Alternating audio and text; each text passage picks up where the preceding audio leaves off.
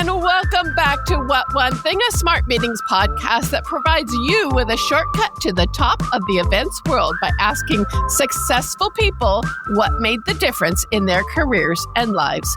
I'm JT Long, Vice President and Content Director of Smart Meetings, and today we are learning about the power of community from Smart Women in Meetings award winner Shameka Jennings. She is the owner and Chief Events Officer with Events Noire, where she specializes in impact, whether she's doing site selection and contract negotiation or full service logistics. Welcome, Shameka. Hi, JT. Hi, everyone. Thank you so much for having me. I'm really excited for the opportunity to talk to you, share my one thing, but I'm sure a few other things as well.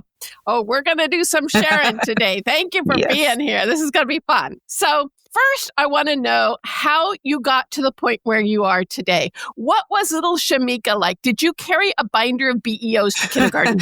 I did not carry a binder of BEOs to kindergarten, but I did carry a spirit of just wanting to connect people. That's always been something in my spirit that I didn't know how to name. I didn't know it was an industry, a career path, but it was something that I always was passionate about, bringing people together. In high school, I was hosting Iron Check dinner parties. My parents were very gracious and let me have our house and invite my friends over, where I would say, these are the 3 ingredients you can choose from. Sign up to make a appetizer, a beverage, a dinner, or dessert. And I would decorate our place and really just host events here. So this was kind of the event house, but I didn't realize there was a path to that. That was the start of where I am now. So that really kind of is the very beginnings, me just hosting little dinner parties and bringing communities together within my friend group. And then I took that to college and was on our student activities board, planning activities. And that was an amazing experience for me because my undergrad had slightly racial tensions there. To be frank and honest, I've always told this story honestly, but the one time where I did not experience that was when I was planning events. So anytime I was hosting our student activities board events, that's the one time everyone came together and really got to enjoy one another, learn from one another. And I thought that was so powerful. And my mentor in college then introduced me to events. And that was the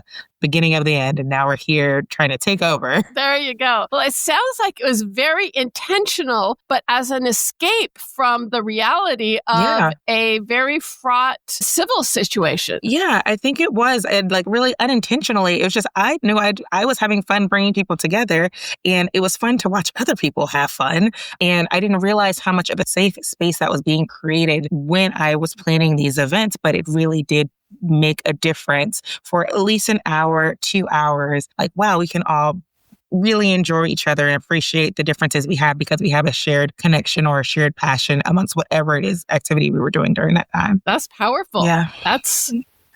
Yeah. I'm so lucky. So you describe yourself as an event strategist. How do you define that and why is it important? So for me, I define an event strategist as someone that's impact focused. So we're thinking a little bit bigger than just the traditional execution or logistics of events. Of course, that's super important work. So I don't discredit that at all. It's also things that I do. So it's just stepping a little bit further than managing vendors and contracts. It's aligning the events that we're planning with business and strategic goals. I'm talking about ROI, ROE, all of that, designing attendee experiences that engage not only for the 3-4 days that you have someone on site, but for 365 days. How do we keep them engaged to have a long-term event growth and sustainability plan? So for me, the strategy is really at the forefront. Impact, you'll hear me probably say that a lot if I have the opportunity to. That's where I find event strategists to be leaders, is that they are making an impact, making a difference that's just beyond the logistics and the oversight of things. And where did you learn to do that? And can anyone do it? Anyone can do it. It gets me to point at one of the research that I have. Anyone can do it. I will say something that I've framed within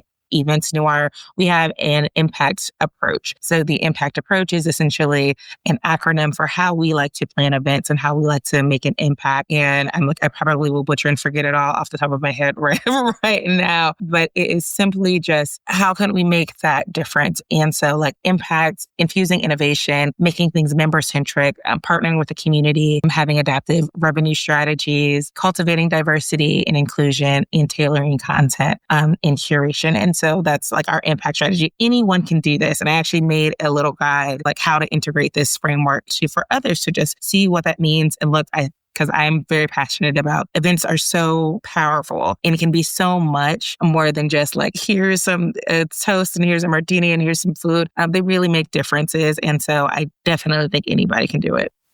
And you also offer yourself as a fractional chief events officer. Yes. When you're doing all of those important things, how do people have just a little part of you? Don't they need all of you? They still get all of me. It's just fractionally of time. I will say they still do get all of me because I am so passionate about this work. But for me, what the fractional role looks like is just that you may not need a full-time chief events officer or senior director, senior VP of events. It might just be someone that is fractional. So this amount of work and who you get is still 100%, but you might just not have me full-time in that capacity, but still supporting, still drive the mission, the vision, and all of the goals to completion. So if they have a question in the middle of the night, they just need to wait till the next day. They can send it to me, but I will respond in the morning because I am trying to be good about that myself, to not be up at 2 a.m. sending messages. At least I will schedule them so you don't know that I sent it at 2 a.m. So that's what I would do.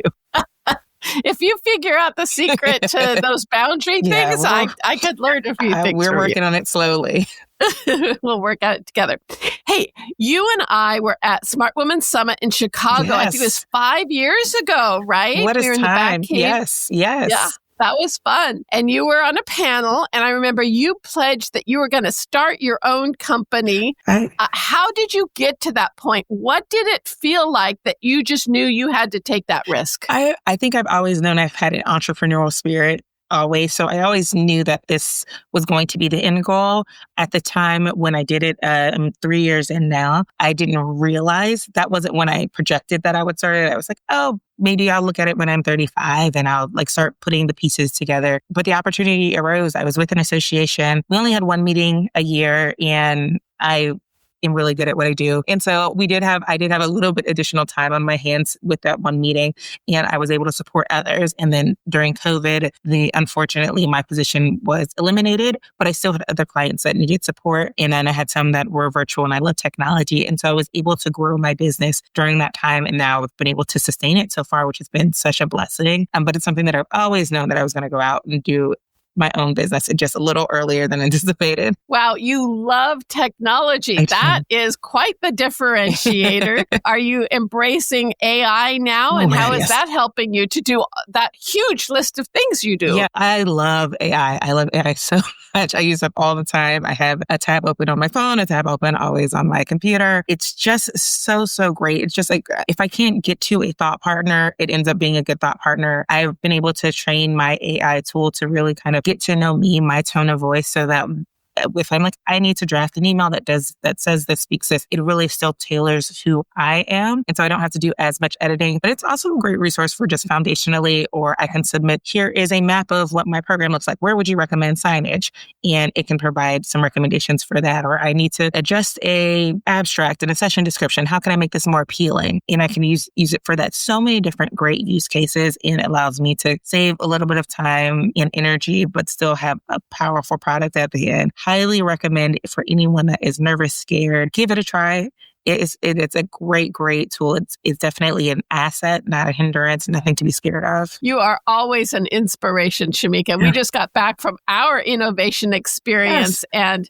And we had James Spellos and Nick, of course, our friend Nick Borelli, and Sophia, the AI humanoid robot. And really the thing that I took away from it, in addition to all the great tips, is just, you got to use it. That's the only way. Just get in there and do it. Play. I have so many different things. And even if you don't want to use it for events right now, I've used it for health goals. I said, hey, I want to get 100 grams of protein a day. What do you recommend? I have used it for really, I have so many different use cases outside of events. I'm trying to think of other things. I have some projects that I'm personally working on. Just anything you can really use it for. So even if it feels a little uncomfortable, you don't want to use it within the events world, within our industry yet, maybe there's something that you're doing at home or personally that you can start small. And then once you get more comfortable, see how you can utilize it and see what prompts you can use for your work to make it easier. It's just developing so fast. Yeah. I don't know how we got off on that tangent, but I always love hearing your ideas. So one of the things that you talked about, both with your company and some of the other things you do, is the power of manifestation. Yes. How do you do that? Oh, so I just had a really, really good moment about manifestation. You don't need to do this part, but if you can, I recommend it. I was on vacation in Bali. So if you want to add that part to your manifestation, sure. I think I'm going to manifest Bali. I think that's definitely part of it. While I was there, it was actually their New Year and it was their National Day of Silence. And so for the National Day of Silence, they actually shut down everything. They shut down the internet, Wi-Fi, television across the country. And so it was me and silence. It really allowed me to have some self-reflection on what my personal goals were and professional goals and create a plan, because manifestation, of course, a part of it is thinking of what is it that you want, but then what are the steps that you can take to actually achieve it? So I'll say one of the things that I manifested during this trip in Bali was to be active in more podcasts. I wanted to be a guest on podcasts. And I came home. I immediately kind of reached out to a few people and got so many yeses. And I would have never thought to do this myself prior to say but I had this goal and a vision in my head that this is something I wanted to do. And then I took that extra step to manifest, I can do this. And who knew? Now I get to have the honor and pleasure of talking to you, JT, on Smart Meetings, What One Thing in this podcast, because of something that I manifested. We are the result of a manifestation. I love that. Look at that. Eming loves it. Our producer is smiling over there. We were manifested. Yes. That is great. So part of your impact is diversity and community. Yes. Talk to me about how that community-driven approach has helped your business and attendees thrive, and why are those factors important regardless of what's happening in the world? Absolutely. I think for me, when I plan events and what I recommend for all planners, community is key. The people that your stakeholders, the people that are coming, spending the time, the effort, the money to spend a few days with you, you want to talk to them. What is it that they want to see? Build that community with them, build that conference, build that event with them, let them be part of that experience, because when they feel like they're part of it, they're going to be invested too, to say, hey, I want to see this through. Hey, that was my idea. I recommended that they have a Spotify playlist and now that exists, or that was my song choice on our team Spotify playlist. But you feel included, and it can be something so small, so it can be small or large, but having that community, that foundation, it's going back to what I mentioned with my university and my time. You're creating that safe space for people to be their true, authentic self, because you're letting them know we created a space for you. I'm your people. You're my people. I want us to all share and be together. And that allows people to let their guards down, let their hair down, and really be true to themselves with no shame. Really, that is such joy. And I think that just elevates the conference and event experience when people are able to be themselves. Absolutely. And you make that possible. Yeah, that's the goal. I think that's the one thing that I absolutely love about planning events, is that they're so transformational, they're transformational to the destinations that we go to, the economic impact that we have, but with people that come in, my goal is for them to leave different. I want them to come in and have an experience, have a community that they can go home and say, wow, this is amazing. I want them to be an advocate for our event for people to come in the future, but also be able to say, I learned this, I did this, and I am speaking the gospel of this event to my entire community, creating a ripple effect of just positivity, joy, goodness, information into the community that I'm serving. So it's definitely such a joy to build community. And that's just a normal Tuesday for you. Yeah, that's a normal Tuesday. That's why we say at our events, you belong here, because that's really what we're doing. That is the goal. Mm-hmm. Mm-hmm. So the reason that we brought you here today, after you manifested us, is to find out about your what one thing that made all the difference in your career and life, so that our community can learn from that and hopefully do the same thing in their lives. What's your one thing, Shameka? My one thing that has changed my life or changed where I am in this industry is betting on myself and following through on that. And so I will also add to that is I do that by doing whatever I'm doing it scared. So if I want to do something, I'm not going to be my blocker. I'm not going to allow myself to tell me no. Anyone else can tell me no, but I will put myself out there. I will do it scared. I am going to bet on me. all of the time. I might not get the immediate results, but I know as long as I put myself in that position, in that space over time, I might see something blossom that I planted 3 years ago or 10 years ago or yesterday. But as long as I bet on myself, that's definitely my one thing. So that's my hope that I can pass along to others as well to bet on you. Do it scared. Yes, don't be your own blocker. I love that. I love that. Thank you so much, Shameka, for taking the time to be here, for being an elemental part of the Smart Meetings community. You are a brilliant example of an event boss, and I learn something from you every time I see you. Thank you for sharing your journey. Thank you so much. Thank you for having me, and thank you for being just so amazing, Smart Meetings. I appreciate it. Woo! Smart Meetings, What One Thing was produced by Bright Business Media. Visit smartmeetings.com to subscribe to your daily dose of inspiration.